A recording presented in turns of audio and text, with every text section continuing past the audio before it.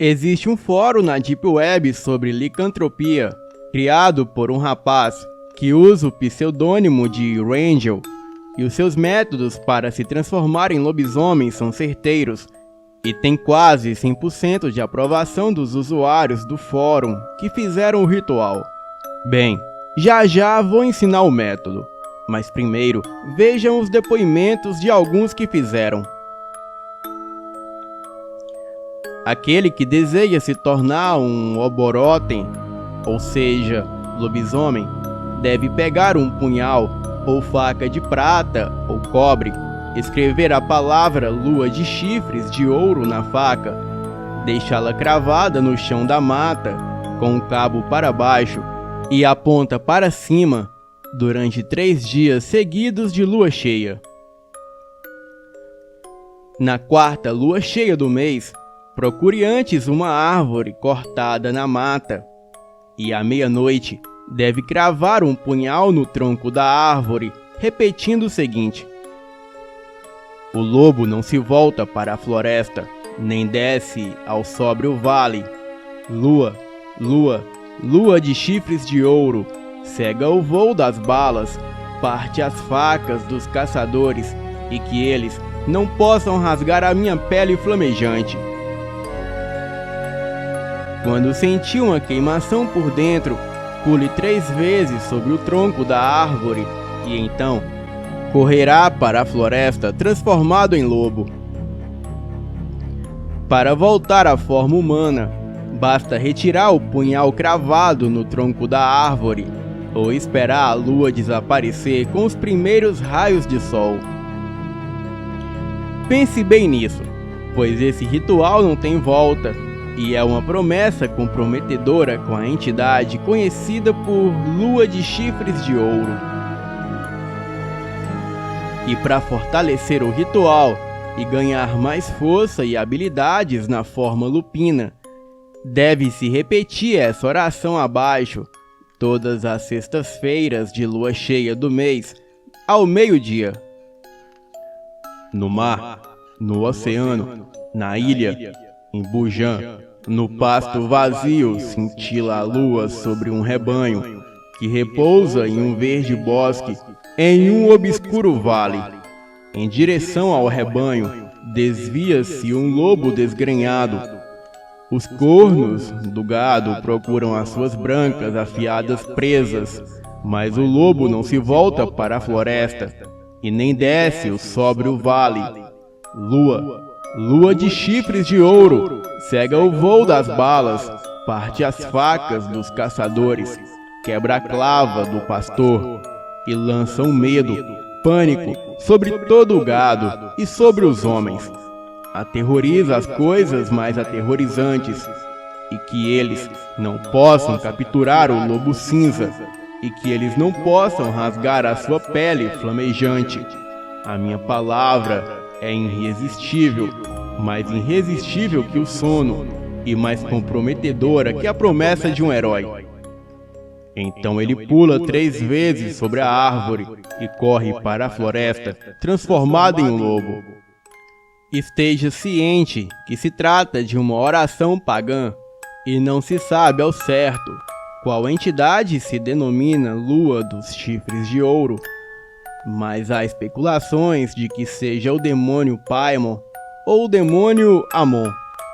Na demonologia, Amon, também pronunciado Amon, é o 7º espírito dentre os 72 da Goetia, ao qual é considerado, conforme a sua hierarquia, um grande marquês, de grande potência, que tem sobre o seu domínio e comando 40 legiões de espíritos.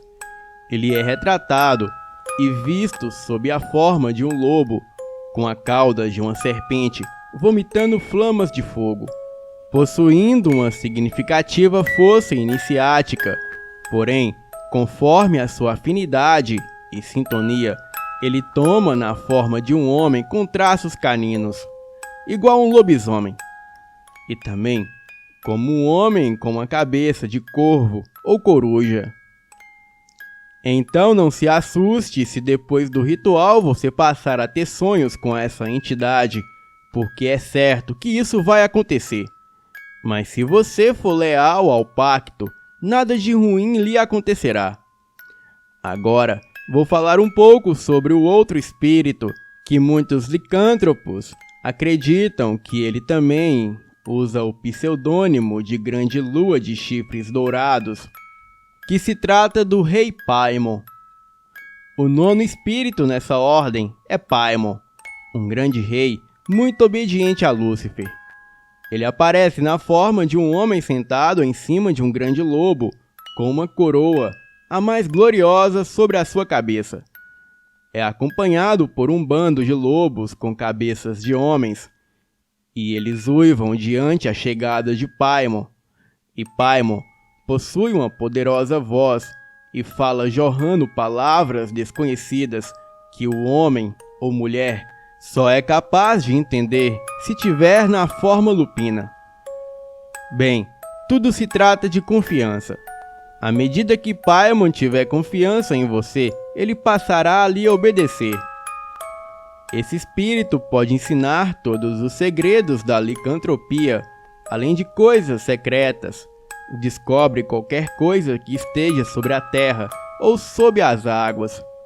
Descobre também o que está em sua mente e onde ela se encontra, ou algum outro desejo que o lupino queira saber.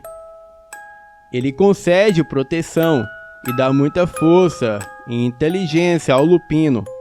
Ele concede a localização de outros lupinos que se escondem em aldeias, e assim você se juntará a eles e formará uma grande alcateia. Paimon pode ensinar qualquer arte que você deseje. Ele deve ser esperado pelo oeste, e basta chamá-lo 102 vezes na mata, onde se encontra a faca cravada sobre o tronco da árvore. Porém, só se deve fazer isso se tiver total controle sobre a transformação. E assim que escutar os uivos que procedem à sua chegada, deve se tornar um lupino o mais rápido possível, pois se Paimon te encontrar na forma humana, ele vai confundir a sua mente e te enganar, fazendo assim você se tornar um Kani. Para quem não sabe, um Kani é um lobisomem pactuado. Ele é 10 vezes mais forte que um lobisomem comum, porém, ele não tem consciência e nem controle dos seus atos, podendo acabar até mesmo com a sua própria família. Ninguém quer ser um Kani do inferno, mas depois de se tornar um, ninguém quer deixar de ser, pois a pessoa sempre é vencida pela sensação de poder e também passará a alimentar-se somente de carne humana. Esse tipo de lobisomem já tem a alma condenada. Paimon é da ordem das denominações lupinas, chefia 200 legiões de demônios, sendo parte delas das ordens dos anjos. Agora, se quiser chamar Paimon sozinho, sem estar na forma lupina, deverá lhe fazer alguma oferenda, e ele atende por meio de 2 reis, um chamado Labal e o outro Abalim. Ambos têm a forma de cães do inferno, porém não lhe causará nenhum mal. Eu não recomendo ninguém a buscar esse caminho, mas se essa for a sua escolha, faça isso de forma consciente e com responsabilidade. Seja fiel à sua promessa, não quebre o pacto jamais, e não conte a ninguém sobre ser um lupino. Nunca tente se transformar durante o dia, pois o lobo, ele sempre vem durante a noite. Não transforme em lugares que não sejam em matas, pois se souberem o seu segredo, isso te tornará fraco e vulnerável. Alimente somente de animais pequenos e jamais se alimente de humanos, pois uma vez que fizer isso, jamais deixará de fazer. E lembre-se, só ataque humanos se tiver um motivo justo para fazer tal ato. Uma vingança justa, mas não queira se tornar justiceiro ou herói. Bem, Se tiverem alguma dúvida, deixem nos comentários que eu responderei a todos. Boa noite.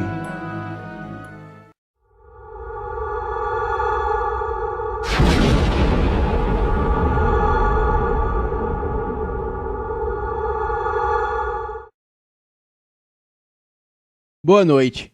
O que vou relatar aqui não aconteceu comigo, mas sim com a minha mãe, porém bem antes de eu nascer.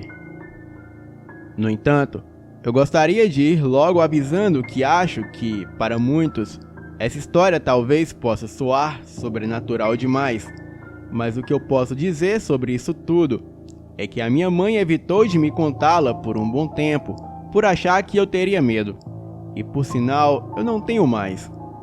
Mas vários amigos e familiares conhecem muito bem essa história. No entanto, evitam contá-la. Não me perguntem o porquê. Eu acho legal demais, mas vai entender. Enfim, bora aos fatos. Há alguns anos, a minha mãe, a minha avó, a mãe dela, o meu tio e um amigo estavam em Itarema, cidade do interior do Ceará, em viagem. E no dia que estavam para virem embora, o meu tio, que era o motorista, ele levou um choque muito forte e não se sentiu em condições de dirigir. A minha mãe e o amigo sabiam do choque, porém a minha avó não. E assim, pouparam-na de saber para que ela não se preocupasse. E assim acabaram adiando a viagem. Sendo assim, a minha mãe resolveu dirigir no lugar do meu tio. E para minha avó inventar uma desculpa qualquer do motivo da troca de motoristas. Bem, já que Itarema fica a mais ou menos umas 4 ou 6 horas de Fortaleza, eles resolveram partir já por volta da madrugada para chegarem à cidade de manhã.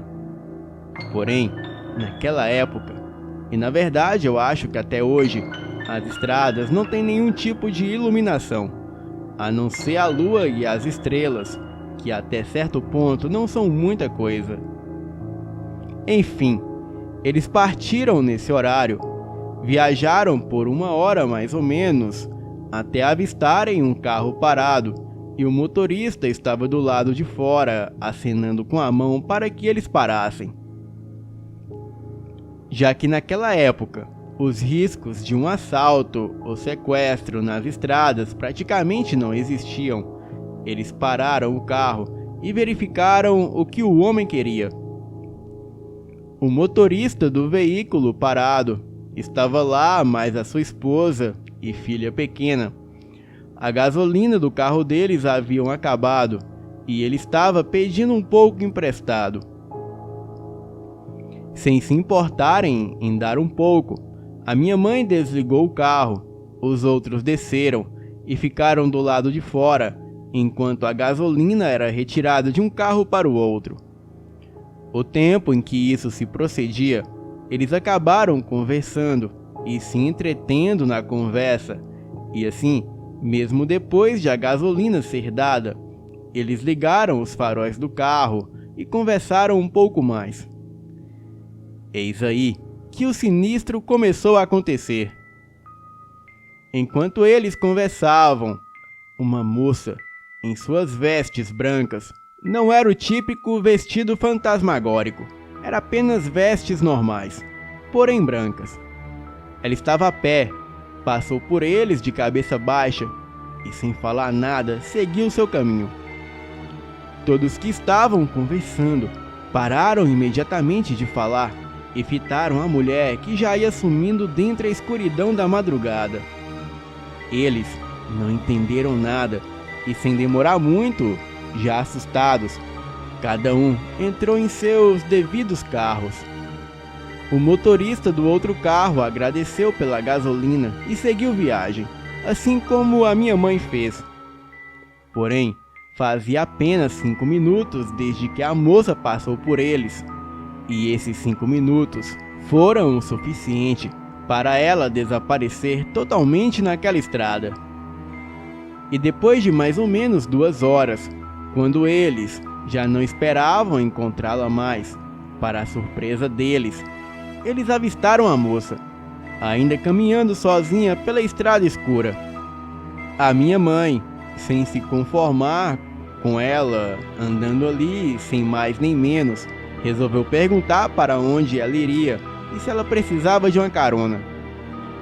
Todos foram contra ela fazer isso, mas já que ela é muito curiosa e sempre foi a rebelde da família, e para o azar dos outros, era ela que estava dirigindo. Ela então decidiu-se e seguiu a moça até parar o carro ao lado dela e a chamou. A moça de cabelos longos e negros, cobrindo as costas, parou e lentamente caminhou até o carro. E quando ela reencostou-se na janela e ergueu a cabeça, foi o suficiente para que todos dentro do carro, exceto a minha mãe, não se atrevessem a falar mais nada. A mulher, que tinha o corpo de uma moça de uns 23 a 25 anos, tinha o rosto de uma velha de uns 80 ou mais. Enquanto quase todos congelaram, ela olhou para minha mãe e perguntou calmamente: "Sim?" A minha mãe então criou coragem e perguntou para onde ela estava indo. A mulher disse que estava indo para Fortaleza, assim como eles. A minha mãe então arriscou e perguntou se ela não queria uma carona. Nessa hora, todos no carro meio que se rebelaram em levá-la. Eles estavam completamente apavorados, mas a minha mãe disse que aquilo era falta de educação e que ela daria uma carona sim. O problema é que todos os bancos, menos um de trás, estavam ocupados, e os que estavam atrás se recusaram a sentarem lá com ela. Então a minha mãe fez um acordo. O meu tio, mesmo com choque, se arriscou a dirigir, e a minha mãe trocou de lugar com um amigo que estava no banco do passageiro, fazendo-o passar para o banco de trás, e dividiu o banco do passageiro com a mulher que aceitou a carona. E após isso eles partiram. E depois que a mulher entrou no carro, ninguém, além da minha mãe, se atreveu a dar um pio. Eram como se estivessem tão apavorados que estavam quase em estados de transe. Então, vendo que eles não iriam falar nada, a minha mãe começou um diálogo com a mulher. Começaram a conversar sobre qualquer coisa que tirasse o medo dos outros. Porém, com o tempo, a minha mãe, que estava bem imprensada com ela no banco do carro, achou estranho, pois ela não sentiu o atrito do corpo da mulher. Era como se ela não estivesse lá. A janela estava aberta e o vento que soprava não mexia um fio de cabelo da mulher, que sempre se mantinha de cabeça baixa e os cabelos cobrindo-lhe boa parte do rosto. Sendo assim, a minha mãe perguntou: "Moça, senhora, não sei, o que você estava fazendo aqui uma hora dessas? Por que estava sozinha?" Então, a mulher respondeu: "Eu estava em um passeio com mais 4 amigas, porém o carro capotou e todas elas morreram." Nessa hora, até a minha mãe não pôde negar o calafrio. Então avaliou toda a situação, todo o ocorrido, e depois de repensar e pensar várias vezes, criou coragem e perguntou: "Me desculpa, mas a senhora já morreu?" Essa foi a única vez que a minha avó se pronunciou. "Menina, o que é isso? Isso é coisa que se pergunte", disse a minha avó nervosa. A minha mãe não respondeu.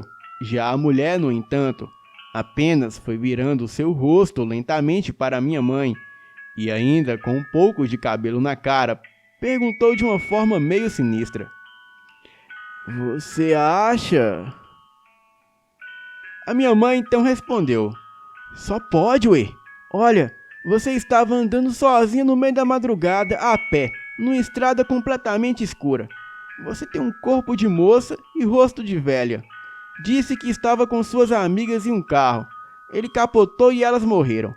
Bem, a senhora só pode ter morrido também, disse ela, enfim, avaliando as situações. A mulher, no entanto, não respondeu, apenas sorriu e voltou a baixar a cabeça. A minha mãe não entendeu a sua reação, mas entendeu que aquele silêncio soou como um sim. Enfim, depois dessas palavras, nem a mulher e nem ninguém mais falou durante toda a viagem. E quando finalmente chegaram em Fortaleza, a mulher disse onde eles podiam deixá-la. E ao chegarem ao local, que por sinal era em uma esquina, em uma rua normal, ela desceu, agradeceu pela carona e andou até sumir no outro quarteirão. Minha mãe me disse que após ela sumir, começou a chover completamente do nada, como se uma única nuvem carregada estivesse sobrevoando por ali. Então, após ela sair do carro, parece que todos acordaram do transe e seguiram até a casa do amigo onde iria deixá-lo. Porém, ao dobrarem no outro quarteirão, a chuva se cessou do mesmo modo que começou, completamente do nada, só deixando todo mundo mais apavorado ainda. E quando finalmente chegaram à casa do amigo, o mesmo não deixou que eles fossem embora até conseguir entrar em casa. Ele estava tão desesperado que quase não desceu do carro e quase que não achou a chave. Precisou da ajuda do meu tio para guiá-lo até a porta da casa e deixá-lo seguro dentro da mesma. Após isso, se despediram e a minha mãe, a minha avó e o meu tio voltaram para casa. A minha mãe ainda levou um carão por ter dado carona à mulher, mas ela simplesmente ignorou. E depois de alguns dias intrigado com a viagem, após passarem pela rua, a qual deixaram a mulher, para o maior espanto de todos, descobriram que a rua ficava atrás de um cemitério. E assim, o medo tomou conta de todos novamente, e por isso que depois desse fato, eles tentaram evitar contar a história para qualquer um. Bem, o meu relato chegou ao fim, e claro que não posso forçar ninguém a acreditar. Até porque, embora eu tenha acreditado desde o início, não é qualquer um que vai achar isso real, porém, eu sei que eu estou contando o meu relato no lugar certo. E também eu posso dar a minha palavra que isso foi verídico e que realmente aconteceu. Boa noite e vão dormir.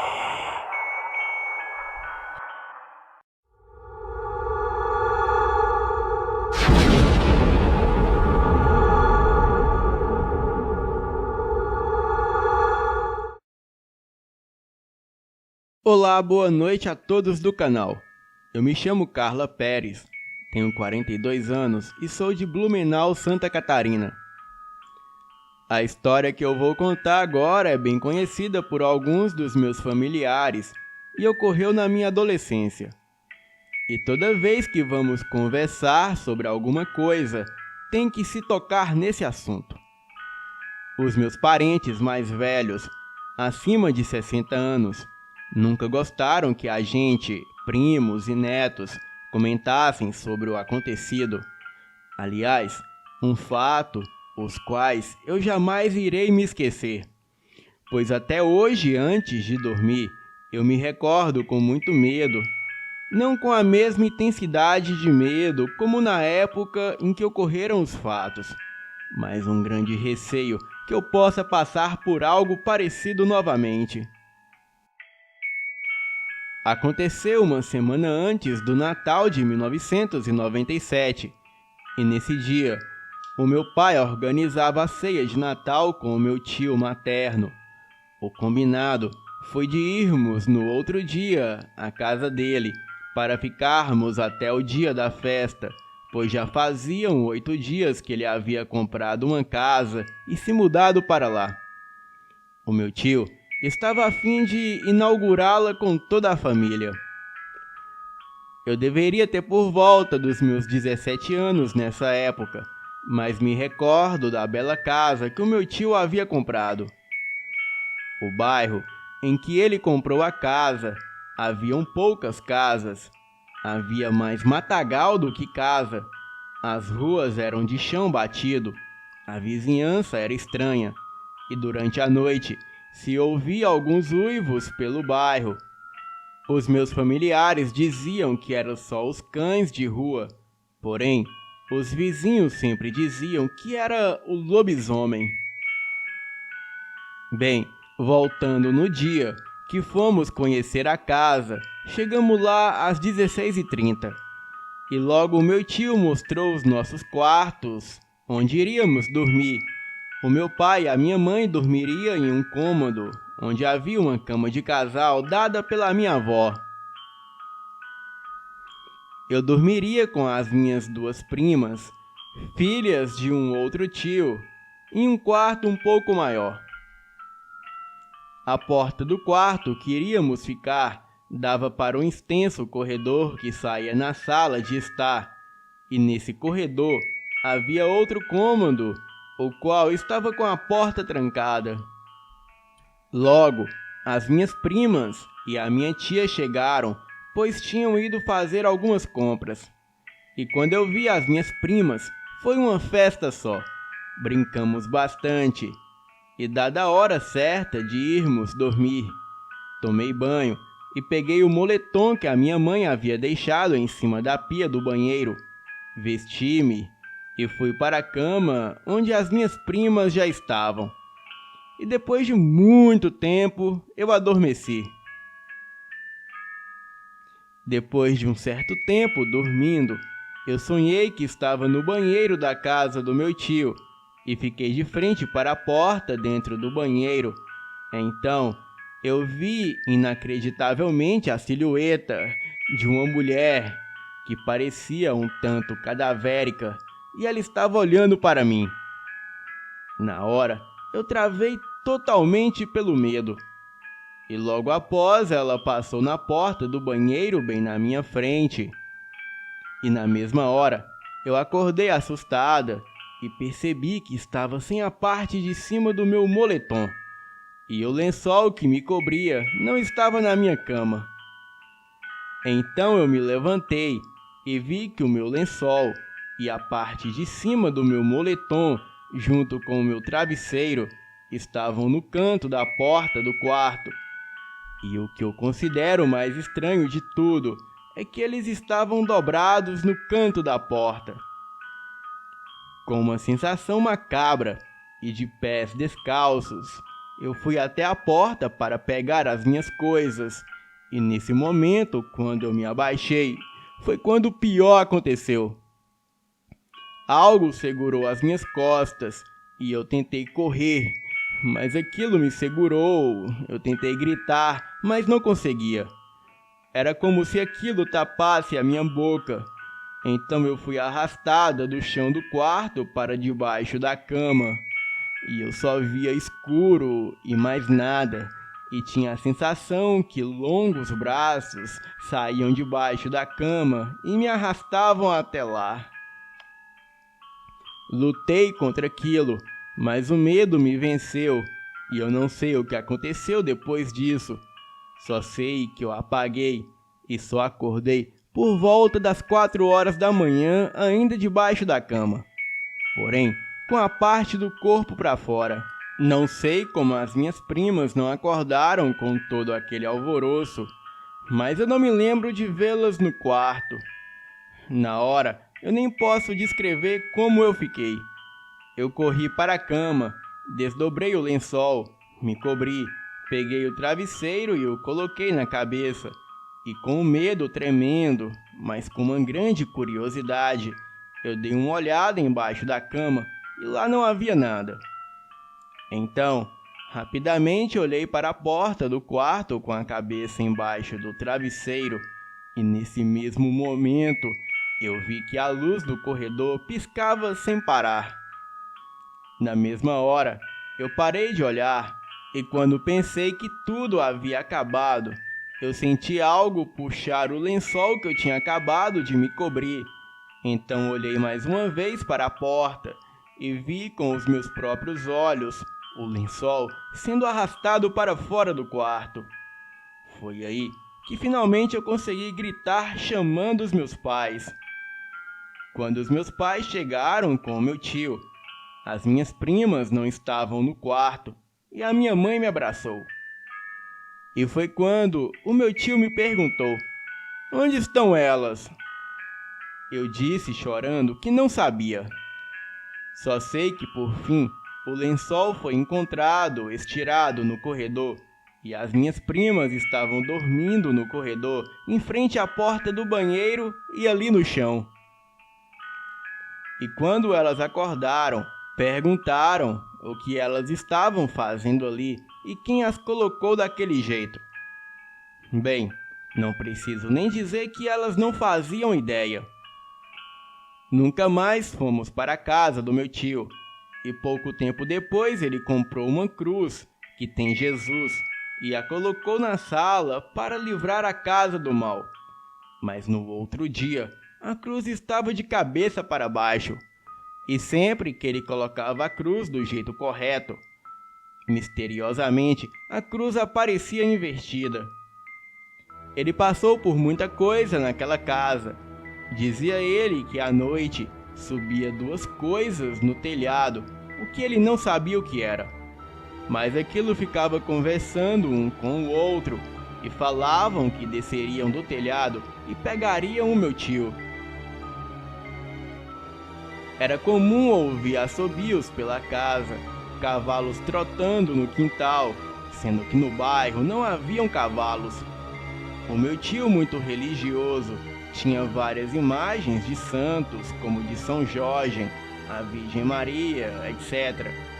E certa noite, ele escutou uma risada maligna na sala onde ficavam os santos. E quando ele foi até lá pela manhã, todos os santos estavam com as cabeças arrancadas. Ele chamou um padre para benzer a casa. O padre era exorcista, mas quando ele chegou na porta da casa do meu tio, ele começou a passar mal, e a única coisa que o padre disse foi o seguinte: "Abandone essa casa, eu não posso fazer nada." Até hoje, não conseguimos descobrir o que havia naquela casa. Eu só sei que esse assunto é um tabu lá em casa. Eu também sei que o meu tio só ficou um mês morando naquela casa, pois muito mais coisas aconteciam por ali. Porém, o meu tio não contava tudo para nós. Tudo o que acontecia naquela casa gerou um grande medo no meu tio, sendo que ele acabou se mudando às pressas. Eu sei que aquela casa foi abandonada com o tempo e depois demolida. Haviam boatos que muito antigamente aquela casa funcionava como um centro de macumba e por isso que acontecia tantas coisas bizarras. Bem, esse fato me traumatizou até os dias de hoje e ainda tenho medo de dormir de luzes apagadas. Boa noite e vão dormir.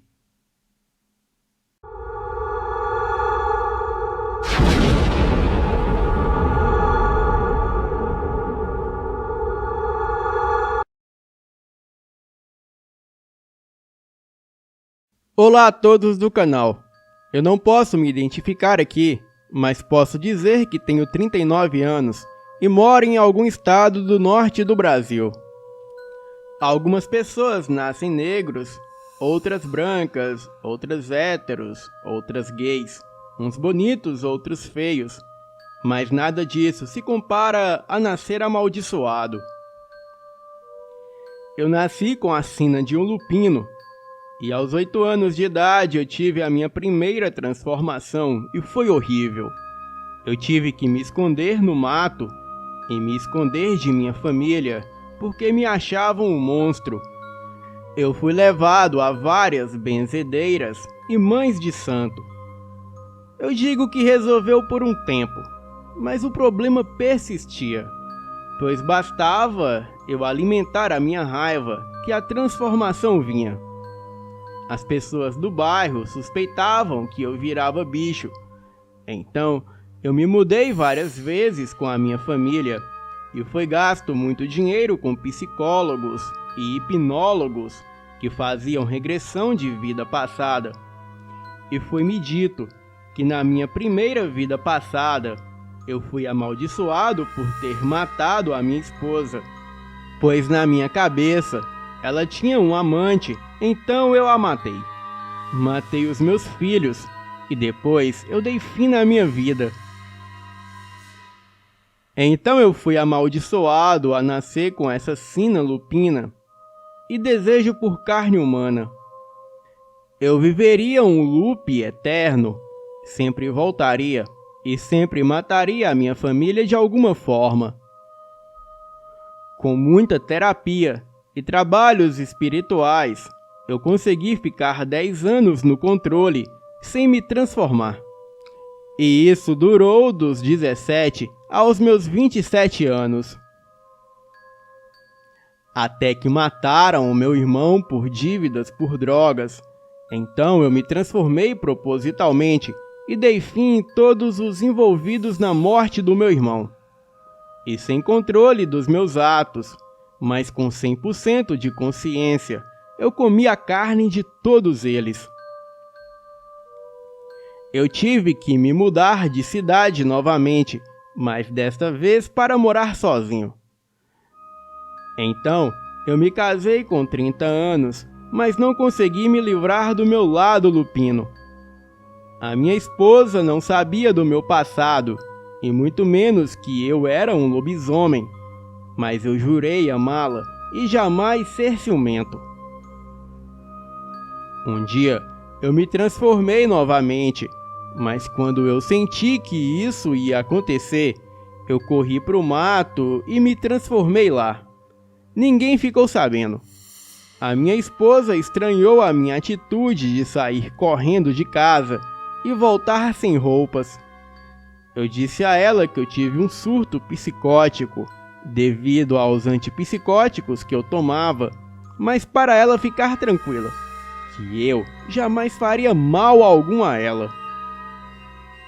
Eu me olhava no espelho todos os dias e conversava comigo mesmo.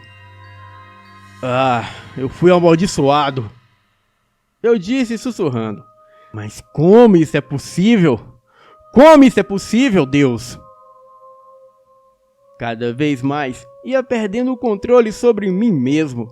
Até que ponto eu fui parar, meu Deus? Eu sussurrei em frente ao espelho, me olhei fixamente por um momento e vi o meu reflexo lupino sorrir. Saí daquele banheiro e fui correndo para o quarto. Eu vi que o meu coração acelerava a cada batida e crescia a minha fúria, ódio, e eu estava com uma fome monstruosa. A minha fome era tanta que eu podia devorar mais uma pessoa por inteira. Eu não gostava muito de cachorros. Para falar a verdade, eu nunca gostei de animais domésticos. Mas a minha esposa sempre amou, e por isso eu tive a oportunidade de me recompor e tentar dar o melhor para a minha família que estava por vir. Adotamos um cão e colocamos o nome dele de Spike. Ele era um pastor alemão capa preta e tinha os pelos mais longos, unhas mais afiadas, olhos negros e tinha por volta de 1 ano de idade.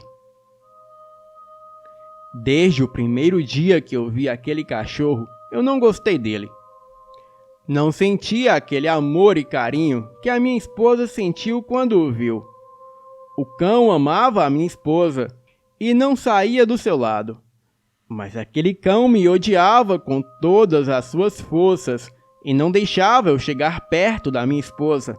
Então, tínhamos que prendê-lo no canil. 7h20 da manhã eu tomava café para ir para o trabalho e disse à minha esposa: Amor, eu preciso mesmo ir. Estou atrasado. Eu disse apressado: Está tudo bem, querido. Pode ir.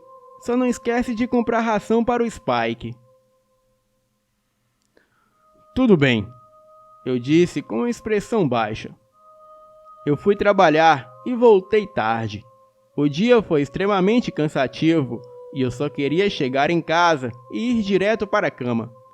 Cheguei em casa por volta das 11 horas da noite. Abri o portão e o cachorro estava solto. A minha esposa soltava ele quando eu não estava em casa, para não ter risco de ninguém entrar na casa com ela sozinha. Ele estava lá, deitado na porta de entrada, com seus olhos fixos em mim. Eu odiava aquele cão e tinha certeza que ele sentia o mesmo por mim. Ele se levantou e começou a rosnar para mim. E quando eu vi aquela cena, eu fiquei em choque. Logo tentei arrumar algo para me defender, mas ele ignorou a minha reação e me atacou. Levei uma mordida que ele conseguiu rasgar a minha pele do braço esquerdo, mas consegui me livrar dos seus ataques, entrar em casa e fechar a porta com ele lá fora.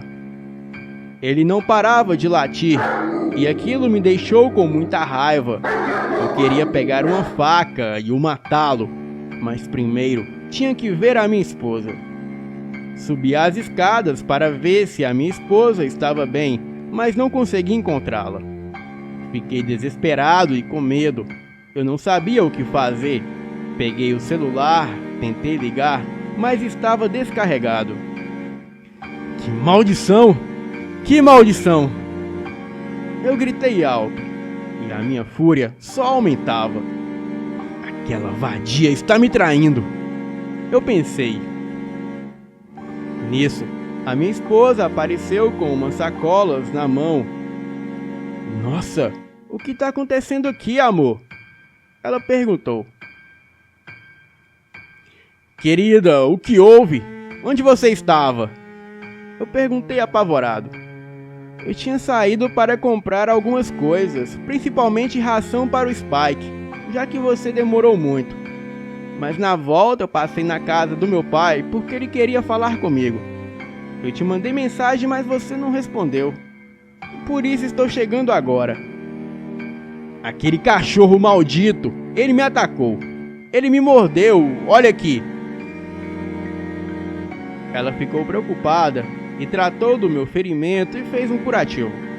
Ela disse que amava muito o cachorro, mas como ele não gostava de mim, na manhã seguinte, ela o deixaria com seu pai para que ele tomasse conta do cão. Ela me fez um curativo e nós fomos dormir e eram umas 00:50. Acordei no meio da madrugada com o maldito cachorro latindo. Olhei para o relógio, era 3:05 da madrugada. Eu estava tonto e sentia que a minha massa corporal estava dobrada. O meu corpo estava pesado. Eu levantei com bastante esforço, desci as escadas e abri a porta. Eu estava pronto para matar aquele maldito cão. Porém, ele veio correndo na minha direção, mas me ignorou. Subiu as escadas e foi direto para o quarto da minha esposa. Aquele cão era louco. Ele podia fazer algum mal à minha esposa, e eu tinha certeza que ele não gostava dela de verdade. Só fingia gostar para me aborrecer e me manter afastado dela, pois somente eu era capaz de protegê-la, e o cão sabia disso. Olhei para as minhas mãos e garras estavam no lugar de unhas. Os meus pelos dos braços estavam com um tamanho incomparável. Os meus dentes estavam afiados e os caninos pareciam trituradores. O meu corpo estava em outro estado. Os meus sentimentos se afastavam de mim. Os meus pensamentos eram outros. A minha mente estava mais aberta. Eu podia cheirar melhor, ouvir melhor e caçar melhor. Eu tinha sede por sangue e fome de carne, e qualquer coisa iria me satisfazer naquele momento. As minhas pupilas estavam abertas, os meus olhos estavam começando a ficar negros. Eu estava subindo a escada e fui para o quarto. A porta estava trancada. A minha esposa e o cão estavam trancados lá dentro. A toda tentativa minha de abrir a porta, ele latia e rosnava ferozmente. Com muita facilidade, eu arrombei a porta e foi quando me deparei com a minha esposa. E eu não queria, eu juro que não queria. Mas eu não conseguia me controlar e, por impulso, eu ataquei a minha esposa. O cão se pôs à frente e nisso ela saiu do quarto correndo e desceu as escadas. O cão já não era páreo para mim. Eu transpassei as minhas garras em sua barriga e o atirei contra a parede e ele caiu desacordado. Eu queria devorá-lo, mas primeiro precisava impedir a minha esposa de fugir de casa. Em um único pulo, eu saltei as escadas e me coloquei de frente a ela, que estava prestes a sair pela porta da sala e correr para a rua. "Por favor, pare!" Ela gritava desesperada. Gritava muito para os vizinhos escutarem, e quando fui golpeá-la, para ela se calar, o maldito cão, totalmente ferido e sangrando, ele desceu as escadas e me atacou por trás. Eu consegui agarrá-lo e arranquei-lhe a cabeça, e em seguida partir para cima da minha esposa. Eu não queria atacá-la, mas ela queria fugir de mim e com certeza contaria tudo para a polícia. Então decidi matá-la. Enquanto eu rasgava a carne do seu estômago, eu não conseguia parar. O sangue dela estava tão bom e a carne estava tão deliciosa. E não durou nem 10 minutos e eu já tinha devorado a minha esposa, que estava esperando um bebê. Ao longe, eu escutava os barulhos de sirene. Algum maldito vizinho chamou a polícia, mas ainda assim eu consegui escapar antes deles chegarem. Eu vivo fugindo e mudando de estado em estado, e prometi para mim mesmo nunca mais me relacionar com ninguém, pois no fim das contas, o hipnólogo estava certo. Eu mataria a minha família em todas as gerações que eu vivesse. Boa noite e vão dormir.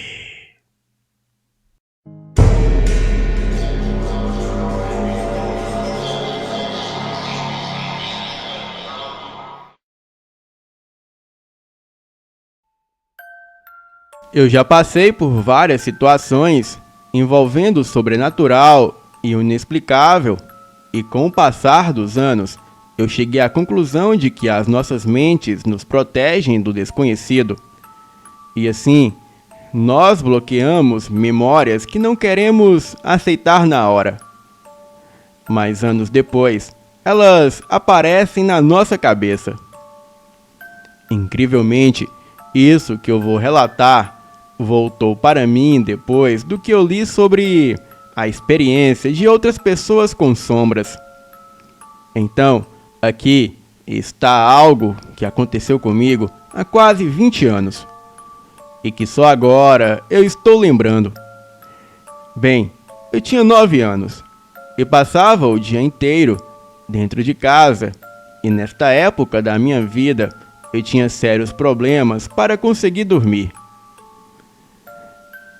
Principalmente porque os meus pais apagavam todas as luzes da casa e ficava tudo escuro feito um breu e com muita pouca luz apenas vindo da rua. Eu me lembro de acordar no meio da noite ouvindo alguns sons esquisitos, mas distante. Eu achava que era só a minha imaginação, já que o meu irmão mais novo, que dividia o quarto comigo, parecia não ouvir nada. Mas eu ainda tinha a impressão de que tinha algo ali, parado nas sombras, me observando. As semanas passavam e todas as noites eu acordava, ouvia algum tipo de som, ou com a sensação de frio, ou às vezes algum pesadelo estranho me acordava. Eu nunca falei nada para os meus pais, já que eles nunca acreditaram em nada que tenha a ver com o sobrenatural. E se eu falasse, eu achava que parecia louco ou que estava mentindo. Então, eu tentei vários métodos para lidar com aquilo. Ver TV até tarde da noite, colocar o travesseiro sobre a cabeça e passar o dia todo fazendo alguma atividade física para estar completamente exausto durante a noite e não conseguir acordar. Porém, nada disso adiantava.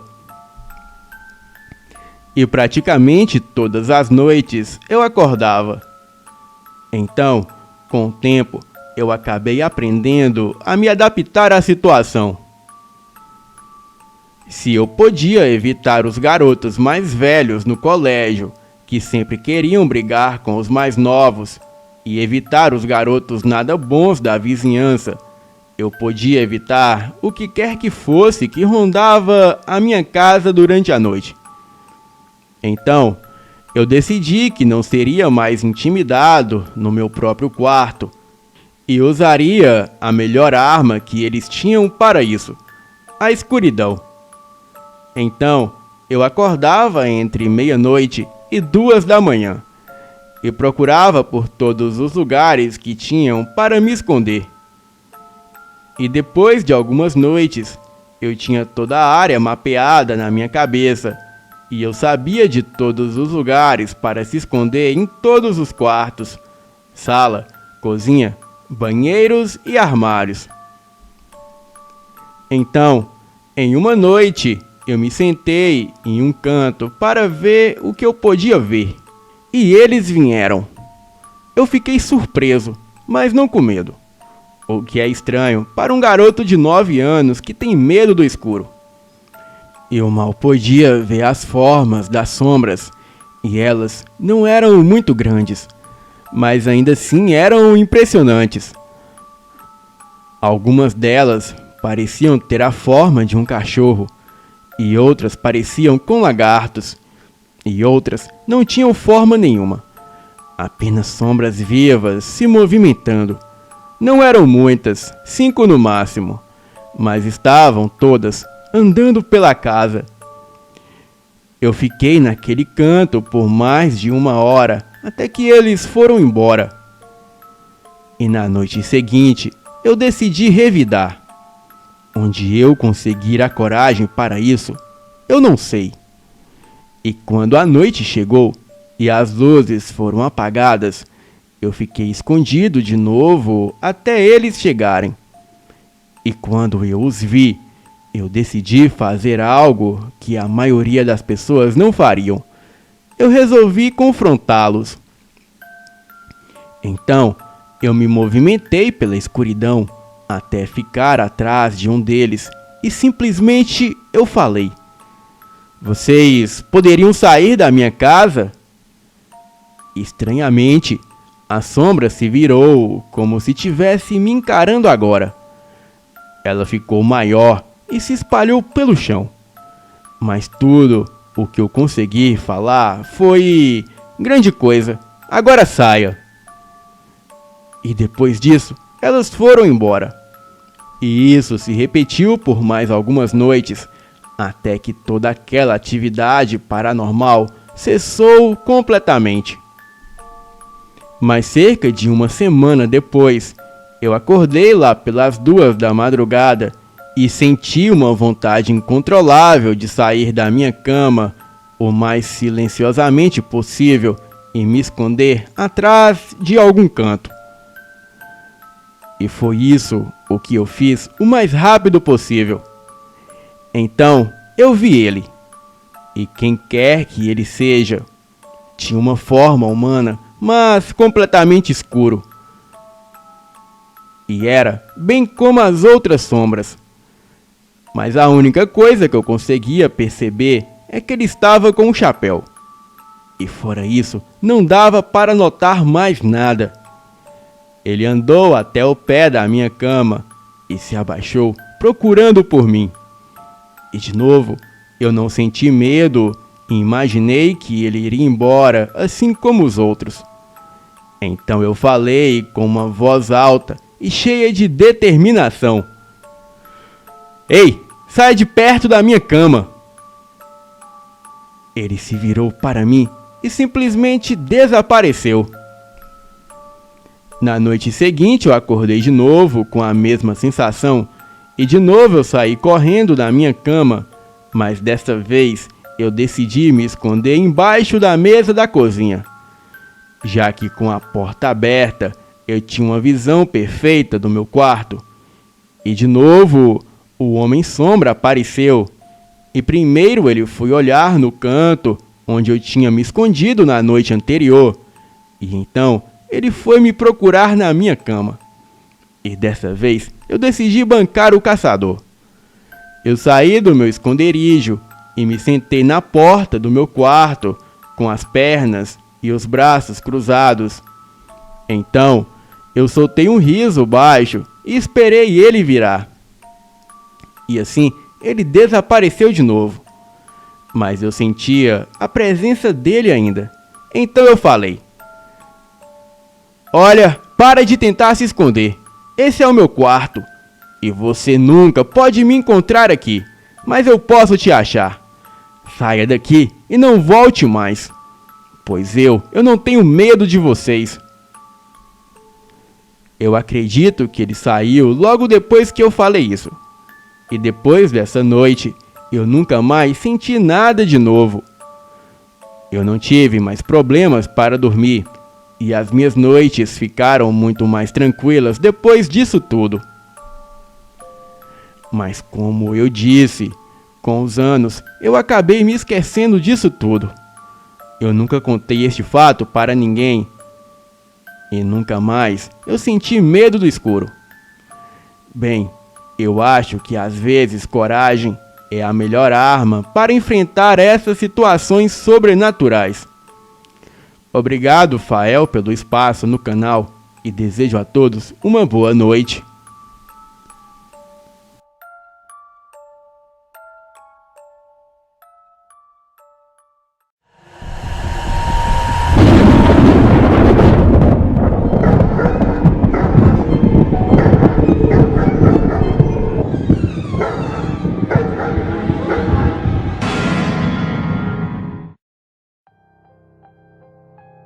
Essa foi uma história que aconteceu comigo próximo ao ano 2000 e eu nunca vou esquecer. Um relato um tanto longo, mas vale a pena ouvi-lo por inteiro. Tudo aconteceu em uma viagem de 2 semanas que eu fiz com a minha família. Era inverno e nós tínhamos ido para uma casa que é dos meus avós no interior de São Paulo. Fomos eu, um primo, meus pais, um tio e uma tia. Não era uma casa muito grande, mas o terreno era enorme. Era uma casa embrenhada no meio do mato, só que lá não tinha nada para fazer. A cidade ficava longe e não tinha nenhuma casa vizinha. A única coisa que tinha era um riacho que dava para nadar, se você não ligasse para a água que estava gelada, e nem televisão tinha.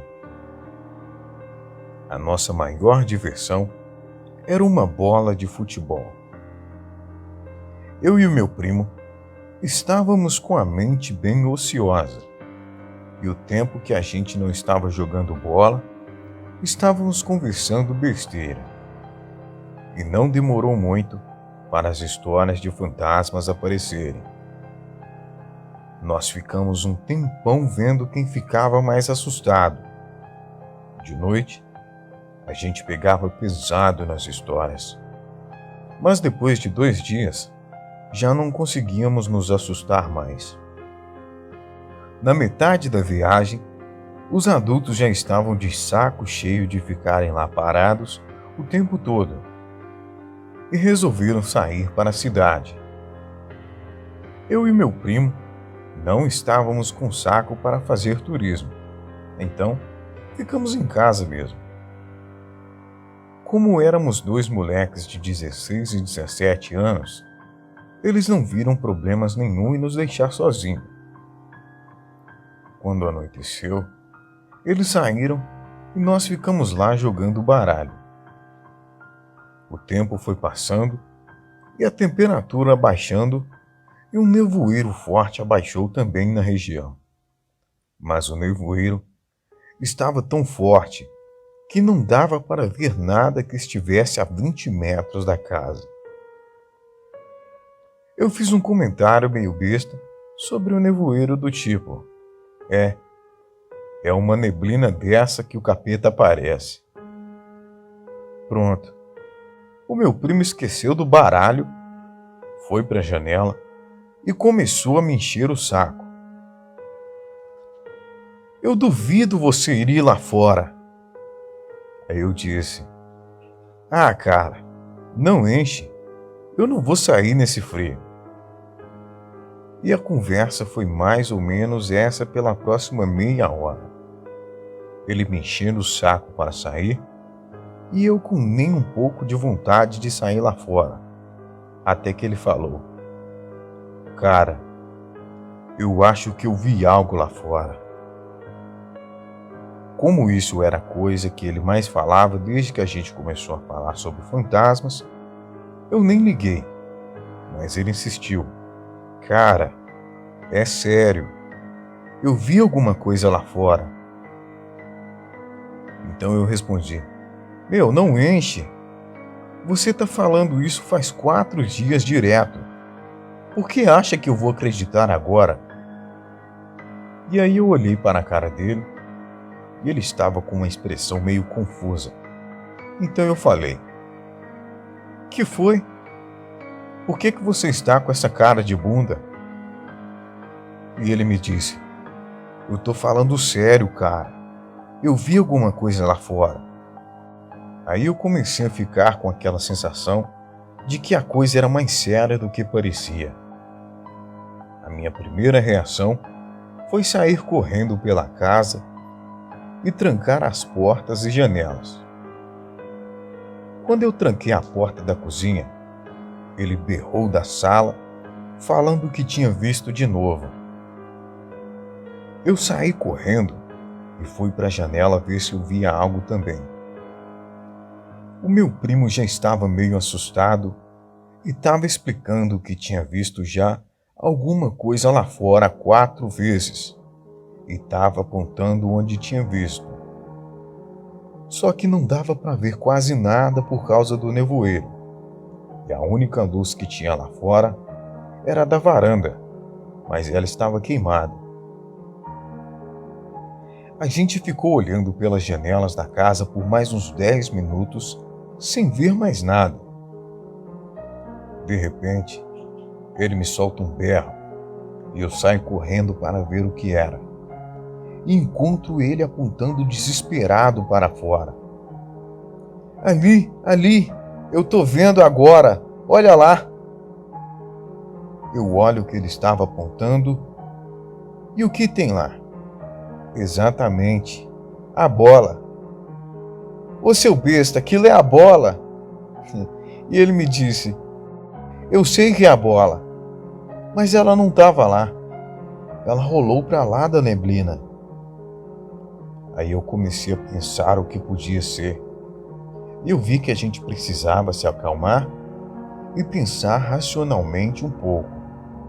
Então eu disse para ele: olha, provavelmente deve ser algum bicho, cachorro, gato, porco do mato. Deve ser algum bicho que está brincando com a bola. Ele parou, pensou um pouco, e eu não sei se ele acreditou ou se ele quis acreditar. Então ele disse: é mesmo, deve ser algum bicho, né? No que nós dois aceitamos isso, a gente se acalmou um pouco e começamos a tirar sarro um do outro. Ah, é o demônio que tá lá fora, ele vai te pegar. É o Saci Pererê que vai te puxar o pé hoje à noite. E com isso, a gente se acalmou bastante. Foi quando eu lembrei da bola. Acho melhor a gente pegar a bola. Se for algum cachorro, provavelmente vai sumir com ela. E acabou uma das nossas únicas brincadeiras que a gente tem para fazer aqui. Ele olhou para mim com um sorriso que ia de orelha a orelha e disse: então vai lá pegar. Eu olhei para ele, olhei para a bola, olhei para ele de novo, olhei a bola sozinha lá fora, olhei pela janela e não vi nada. Então eu disse: eu vou. Você que é um bunda mole fica aí choramingando na janela. Eu abri a porta e saí. Fui andando até a bola, olhando para os lados na maior atenção. Só senti aquele frio na espinha. Eu cheguei na bola, peguei ela, e quando ia virar para voltar, eu ouvi uma espécie de chiado. Quando eu olhei na direção do barulho, vi uma coisa que parecia estar abaixada em 4 patas. Eu pensei: gato, filho da mãe, vai assustar a tua avó. Quando eu ia virar para ir embora, aquilo levantou e ficou em pé nas 2 patas de trás. Olhou para mim, se curvou um pouco como se fosse pular em cima de mim e soltou um gemido meio estranho, que mais parecia uma risada demoníaca. Eu taquei a bola com tudo naquilo e saí correndo o mais rápido que eu pude para casa. No que eu estava na metade do caminho, eu comecei a ouvir aquilo correndo atrás de mim. E parecia que tinha mais 2 vindo pelo lado. Eu entrei correndo na casa sem olhar para trás e bati a porta com tudo. De repente, eu ouço 3 batidas na porta, como se alguma coisa estivesse batendo nela. Eu tranquei a porta e fui para o outro canto da sala. Eu olhei para o meu primo e falei: o que foi que bateu na porta? E ele me disse: sei lá, cara, você se jogou para dentro. Eu olhei para você, não vi o que foi que bateu na porta. O que aconteceu? Ele olhou pela janela e deu um berro e pulou para longe da janela. No que ele fez isso, a gente correu para o quarto, trancou a porta e ficou longe dessa janela. Ele virou para mim e falou: o que era aquilo? Eu olhei para a cara dele e não conseguia falar. No resto da noite, a gente ficou quieto. Ele não falou mais nada e nem eu. Quando os adultos chegaram, a gente já estava dormindo. No dia seguinte, a gente não falou nada para eles. E quando eu saí de casa, vi a bola murcha do outro lado da casa. Quando eu peguei ela, estava toda rasgada e estava com um fedor horrível. Estava com cheiro de carniça. Eu mostrei a bola para o meu primo. Então eu perguntei o que ele viu na janela depois que eu entrei. Ele falou que lá fora estava meio escuro e não tinha dado para ver nada direito. Mas ele falou que viu 2 coisas na frente da porta e uma já virando a esquina da casa, indo para a lateral. Das que tinham ficado na porta, uma estava tentando empurrar a porta e a outra olhou para ele e mostrou os dentes. Eram todos tortos. Pareciam que estavam podres. E aquela coisa parecia um homem pequeno, mas com uma cabeça meio desproporcional ao corpo. Um pouco maior e era também meio marrom. Depois que ele viu o bicho, ele berrou e pulou para longe da janela. Nós não falamos para ninguém o que tinha acontecido, porque ninguém ia acreditar mesmo. A bola eu joguei no meio do mato depois e nunca mais vi ela. O resto da viagem, a gente não desgrudou dos nossos pais e sempre que começava a ficar escuro, a gente entrava. Depois que fomos embora, a gente nunca mais quis voltar para lá. Nas outras noites, a gente não viu nada lá fora. Eu não sei o que era aquilo, mas será que eles apareceram só com o nevoeiro? Boa noite.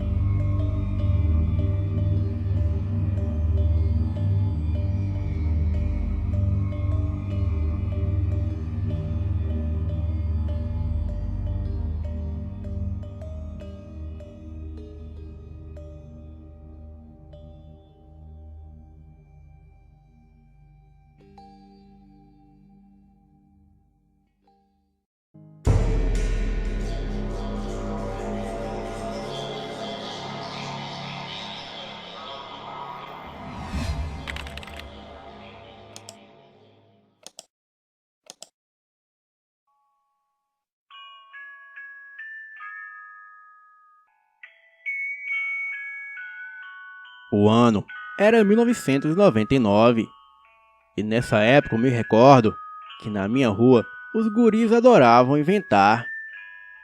Nesta época, todos os garotos e garotas da rua estavam naquela fase de descobertas. Eu era um pouco mais novo do que a maioria, mas sempre participava das brincadeiras. Brincadeiras essas do tipo esconde-esconde, jogo de garrafa e pega-pega. Tinha vezes que a gente mexia com o sobrenatural, fazendo aquela brincadeira de chamar a loira do banheiro, jogo do copo, etc. Tudo na verdadeira inocência.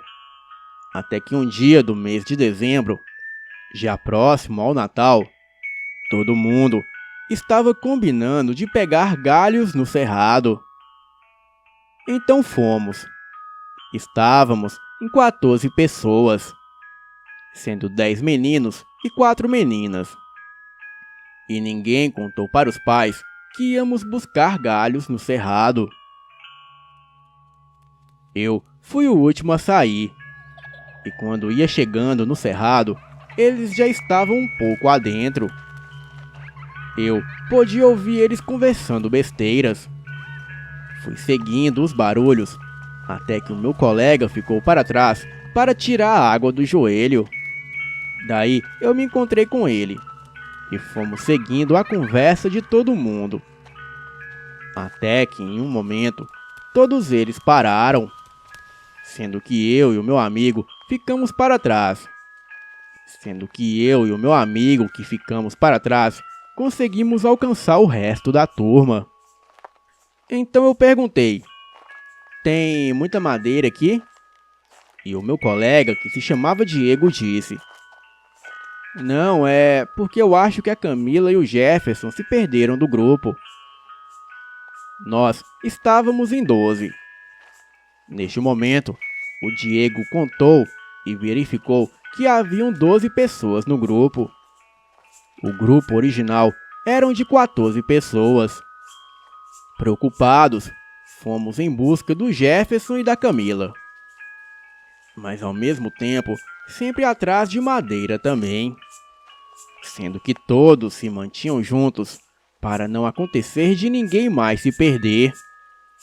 Passamos uns 10 minutos caminhando, até que eu vi o Jefferson com a Camila bem distante. Eles estavam fazendo aquilo, vocês sabem o que. Eu dei um grito, e foi aí que eles ouviram e rapidamente se vestiram.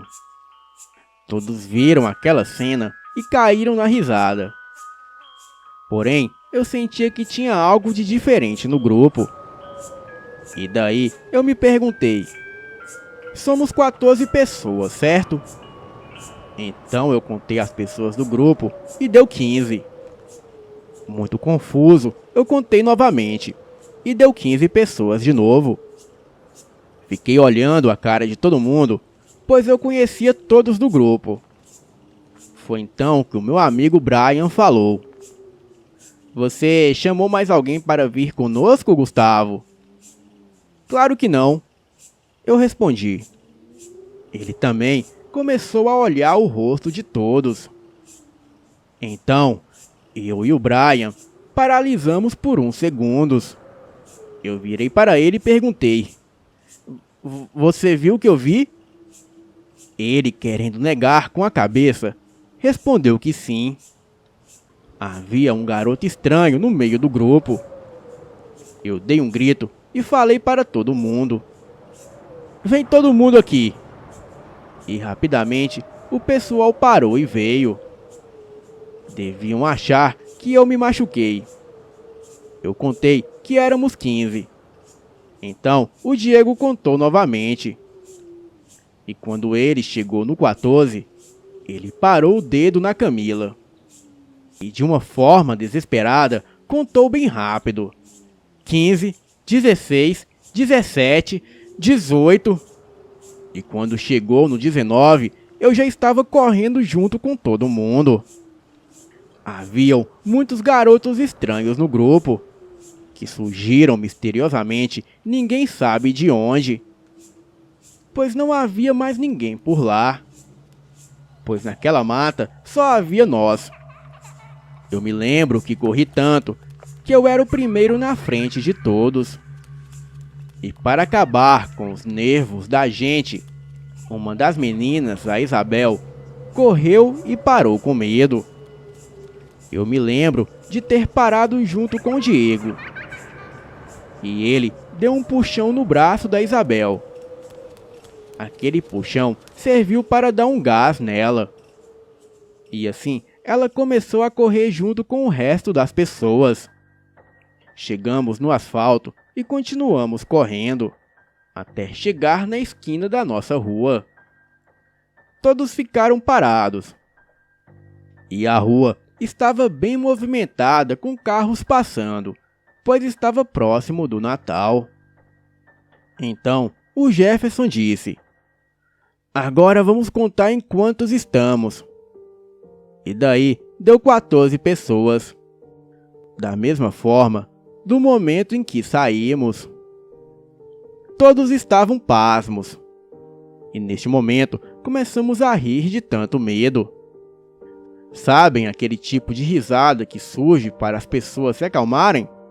Pois é, foi assim. Agora, com relação aos garotos a mais que estavam no grupo no momento da contagem, eu me recordo que havia um rosto estranho, mas ao mesmo tempo conhecido. Parecia que a minha mente estava sendo enganada, estava confusa. Hoje, todo mundo se recorda deste fato. De explicação para tal fato, alguns dizem que foi porque daquele lado do cerrado, alguns ciganos que acampavam por lá sequestravam crianças da vizinhança para matá-los em rituais macabros. E outros diziam sobre estranhas criaturas como caipora e curupira que viviam naquela parte do cerrado. Eu não sei o que foi, só sei que até hoje eu nunca mais ponho os meus pés naquele local. Boa noite.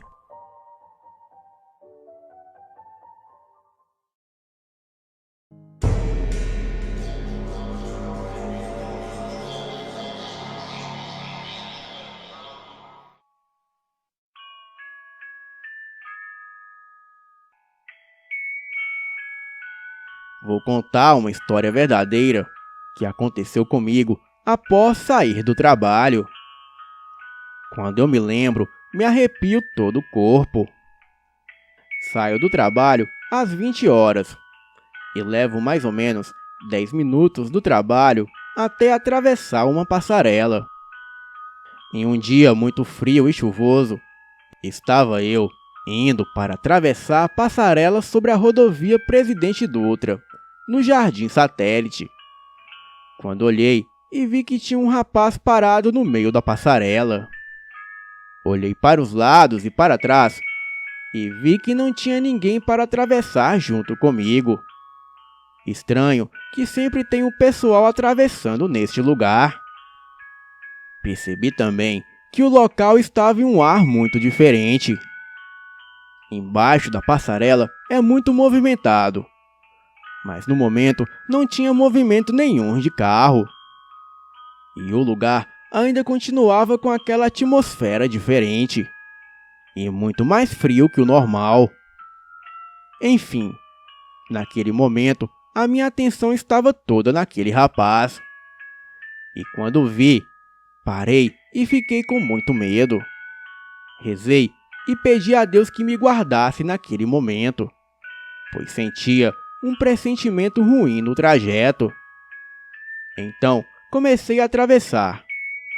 E quando olhei para frente, vi uma mulher. Ela vinha sentido contrário a mim, empurrando um carrinho com uma criança. Ela e a criança estavam vindo na chuva.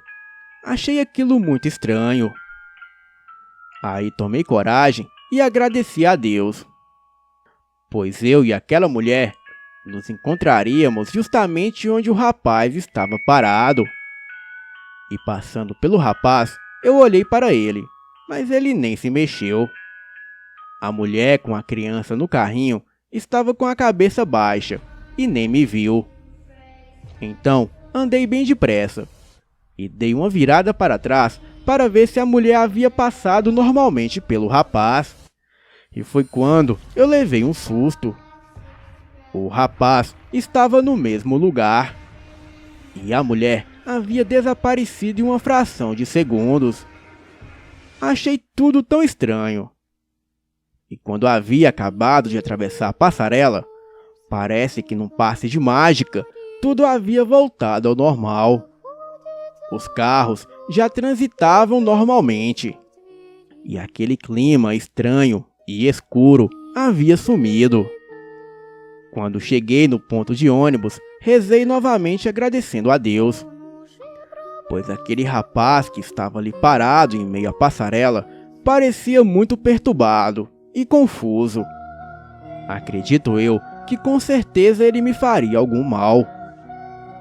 Hoje, quando me lembro deste fato, sinto um arrepio e me recordo muito bem da cena. Bem, eu continuo atravessando o mesmo lugar até hoje. E quando o dia está frio e chuvoso, eu rezo para que nunca mais aquilo aconteça. Boa noite.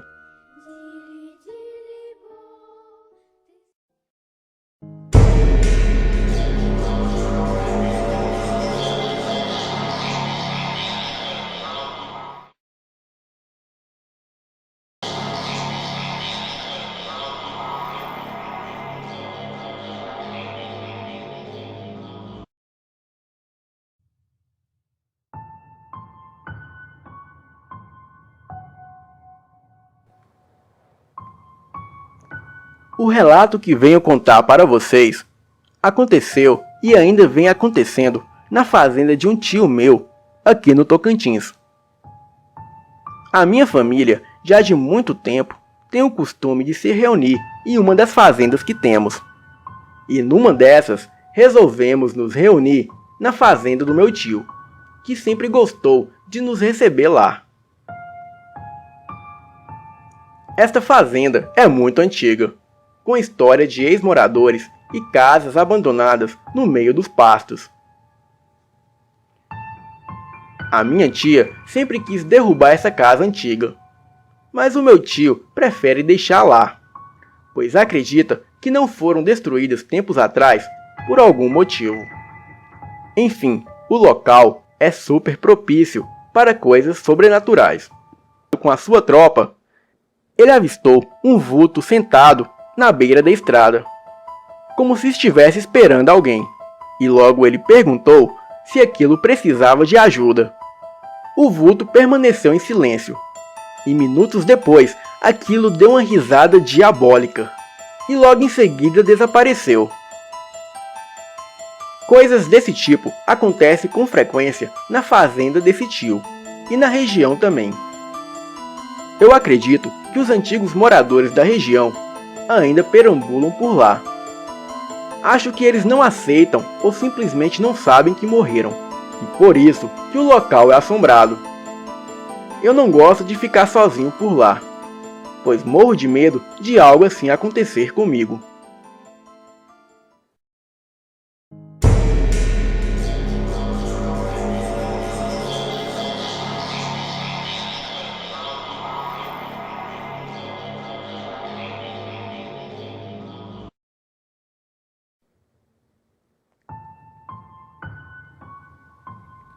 A minha história com o sobrenatural acontece nos anos 90. E foi quando começou também uma grande onda de crimes em São Paulo. Nessa época, o tráfico de drogas ficou muito forte aqui na região da zona sul de São Paulo, especialmente aqui no Capão Redondo. Eu sempre fui um garoto criado na periferia, mas eu nunca me desviei do meu caminho, o caminho da honestidade. Infelizmente, muitos dos meus amigos não tiveram o mesmo pensamento que eu e pagaram caro. Um desses amigos chamarei aqui de Roberto. Ele era um jovem de apenas 16 anos. Roberto era uma pessoa muito legal. Era educado e amava os seus pais e amigos. Ora, então qual o defeito de Roberto? Bem, Roberto era traficante, membro de uma das gangues mais perigosas de São Paulo. Ele era gerente de uma boca de fumo, aqui do meu bairro. O tráfico de drogas é apenas mais um comércio como qualquer outro. Infelizmente, esse comércio, por ser ilegal, está na mão de seres nefastos, que são as quadrilhas do tráfico. Mas Roberto era um traficante diferente. Ele tinha sonhos de terminar os estudos. Mas ele não podia trabalhar e estudar para ajudar sua família de 3 irmãos e a sua mãe. E logo ele encontrou essa saída fatal no tráfico de drogas. Bom, já contei bastante sobre ele. Agora vamos para a parte sobrenatural da história. Era uma quinta-feira, 8 de agosto de 1997. Roberto, como sempre, estava fazendo seu plantão em uma tarde ensolarada. Era costumeiro ele ficar ali vendendo as suas drogas. A mãe de Roberto, a dona Eunice, estava muito nervosa aquele dia, mas não percebemos nada, até então. Eu voltava da escola por volta de 4 horas e cumprimentei o Roberto. Mas eu não fiquei lá ao lado dele, pois eu não gostava de seus amigos. De repente, quando eu estava na esquina, vi 2 carros pretos entrando na rua em uma velocidade alta. Prestei atenção e então escutei tiros. Era um tiroteio entre gangues rivais. Eu me escondi atrás de um carro e fiquei esperando aquilo passar. Eram tiros de tudo quanto é arma. Era tiros de Glock, de espingarda, de 12 e muita gritaria. Até que 20 minutos depois, tudo parou e o silêncio veio à tona. E logo eu fui verificar o que havia acontecido. Andei alguns metros e vi alguns corpos no chão. Entre os corpos havia o de Roberto, que teve o seu rosto desfigurado por um tiro, provavelmente de fuzil ou calibre 12. E logo veio choros e lamentações dos familiares. Roberto estava morto. E eu fui embora com um grande pesar, e reforcei a minha ideia que eu jamais deveria entrar para o crime. 2 dias depois, eu levantei cedo e fui comprar pão, e passei pelo local da tragédia. E de longe eu vi um rapaz sentado no alto do morro. Ele estava olhando para baixo, e logo o reconheci. Era o Roberto. Eu fui correndo em direção a ele, mas ele desapareceu. Então eu fui para a casa da mãe dele e contei o ocorrido. Ela me disse que o seu filho a visitava quase todas as noites. Ela sentia a presença dele, e o espírito dele assombrava aquelas paredes. Eu também sentia a sua presença, naquele momento. Certa vez, voltando para casa à noite, depois da escola, eu vi um carro se aproximar de mim, e aquele carro ia me seguindo. E logo eu percebi que era o mesmo carro da gangue rival que atirou em Roberto. Aquele carro parou e saíram vários homens de dentro do carro apontando as suas armas para mim e começaram a atirar. Eu me deitei no chão e tapei os ouvidos com os cotovelos.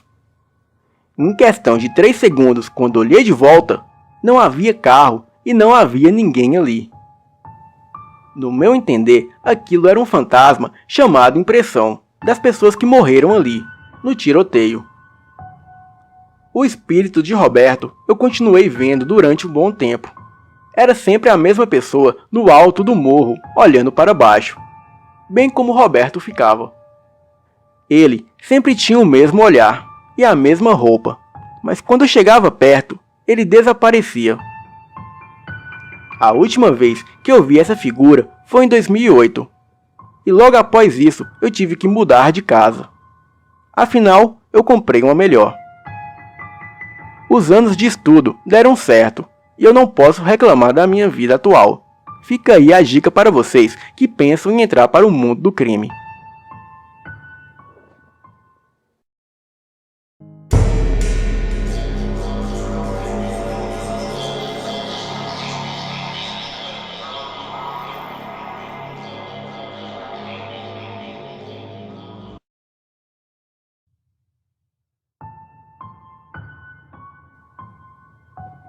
Em dado momento da minha vida, eu me encontrava desempregado, com aluguéis atrasados, dívidas e mais dívidas se acumulando. E confesso que a ideia de suicídio me agradava muito. Em um dia chuvoso, eu saí à rua à procura de emprego. E conforme eu andava, eu me sentia afundando no chão. Achei que fosse por causa das poças d'água. Mas quando parei e olhei para os meus pés, a minha visão ficou mais clara. Eu vi algo surpreendente. Havia diversos seres mutilados e sujos. Aquelas coisas estavam agarrando e segurando as minhas pernas. E conforme eu caminhava, eles iam sendo arrastados, mas sempre ficavam ali, junto de mim. Tentei me esquivar deles, mas parecia que eles estavam grudados em mim. E foi questão de segundos, e eu saí correndo feito louco, até chegar em casa. Nessa loucura, eu percebi que não os via mais. Achei que estava livre deles. Como eu estava enganado. Os dias se passavam, e eu senti uma dor em meus joelhos, e as pernas pesadas. Eu não tinha ânimo para nada, e a minha situação financeira se complicava cada vez mais. Eu não conseguia emprego, e nem um bico sequer. Eu já não tinha o que comer dentro de casa, e a situação já estava ficando desesperadora. E foi quando, um dia, ao acordar, eu resolvi sair para a rua, pois a ideia de suicídio se formava em minha cabeça, e eu estava quase dando cabo em minha vida. E foi quando eu passei por uma senhora que encontrava-se em um ponto de ônibus.